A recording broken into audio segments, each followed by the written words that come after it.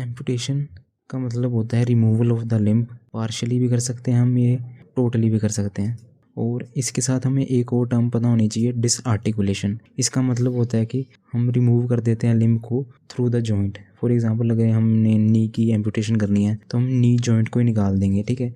और अगर knee joint को निकालेंगे तो उसे बोलते हैं हम डिसआर्टिकुलेशन, नी डिसआर्टिकुलेशन, ठीक है। इसके बाद आते हैं इंडिकेशंस ऑफ द एम्पुटेशन।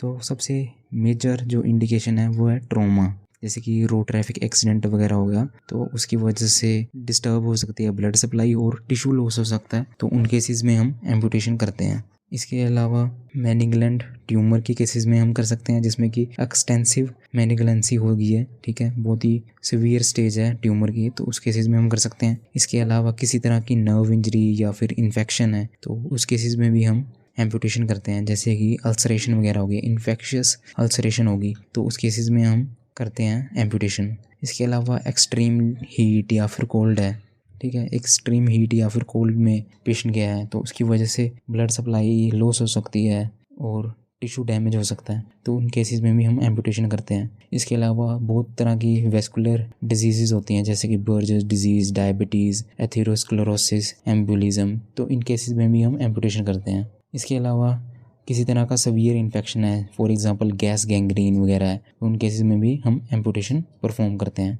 अब आते हैं लेवल ऑफ द एम्पुटेशन। तो लेवल हमें क्यों पता होना चाहिए, क्योंकि ये एक ऑप्टिमल लेंथ दे देते हैं स्टंप की, ठीक है, जिसकी वजह से आराम से हम प्रोस्थोसिस फिट कर सकते हैं उस लेंथ पे, ठीक है। लेकिन आजकल ये ज़्यादा इम्पोर्टेंट नहीं है लेवल ऑफ द एम्पुटेशन, क्योंकि हम कस्टमाइज़ कर सकते हैं प्रोस्थोसिस को, तो इतना ज़्यादा मैटर नहीं करता लेवल ऑफ द एम्पुटेशन। आजकल जितना भी हम प्रिजर्व कर सकते हैं किसी लिम्ब को उतना करने की कोशिश करते हैं और वहीं से कट कर देते हैं लिम्ब को। लेकिन फिर भी हमें लेवल्स पता होने चाहिए कि कौन से लेवल पे जनरली एम्पुटेशन होती है, ठीक है। तो सबसे पहले आता है अपर एक्सट्रीमिटी की एम्पुटेशन। तो सबसे पहले है 4 क्वार्टर एम्पुटेशन। 4 क्वार्टर एम्पुटेशन को हम स्कैपुलोथोरैसिक एम्पुटेशन भी बोलते हैं। इसमें बेसिकली हम शोल्डर जॉइंट को निकाल देते हैं और कुछ पार्ट ऑफ द स्कैपुला और क्लेविकल को निकालते हैं, और जो शोल्डर गर्डल के मसल्स होते हैं उन्हें भी निकाल देते हैं हम। ये ज़्यादातर हम बोन ट्यूमर के केसेस में ही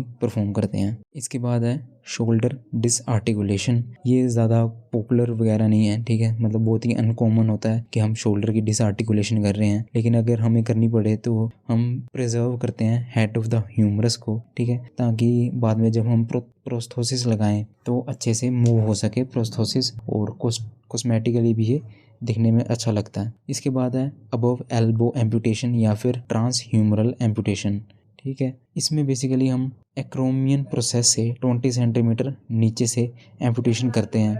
ये बेसिकली एक आइडियल लेंथ होती है, ठीक है, आइडियल लेवल होता है एम्पुटेशन का अबव एल्बो। इसके बाद है बिलो एल्बो। बिलो एल्बो में हम ऑप्टिमल लेंथ लेते हैं फ्रॉम ओलिकनोन प्रोसेस से नीचे 20 सेंटीमीटर, या फिर मिनिमम लेंथ जो होती है 7.5 सेंटीमीटर फ्रॉम द ओलिकनोन प्रोसेस। इसके बाद है क्रुकनबर्ग एम्पुटेशन।